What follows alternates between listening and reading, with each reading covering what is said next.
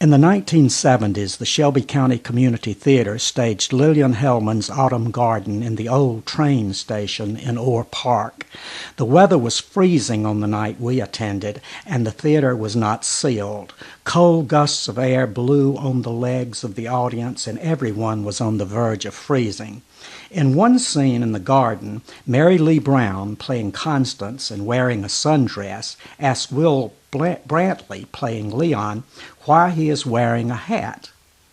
When he answered, "Well, kind of a hot sun today," Mary Lee broke into a spate of laughter that made her incapable of rendering her next line.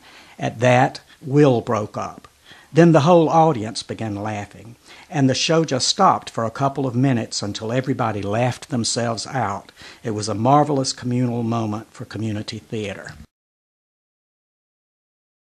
It is amazing how powerful Ibsen's A Doll's House remains.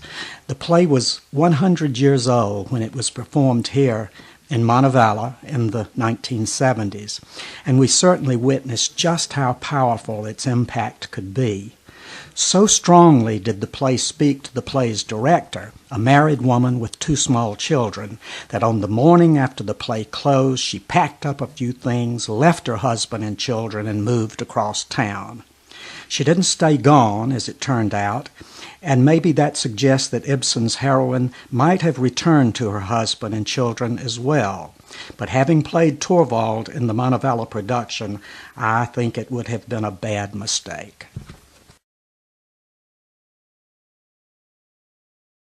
In 1980, when we were doing plays at the theater in the park, I was a member of the cast of Moss Hart's You Can't Take It With You, playing the young Essie who aspired to be a ballet dancer.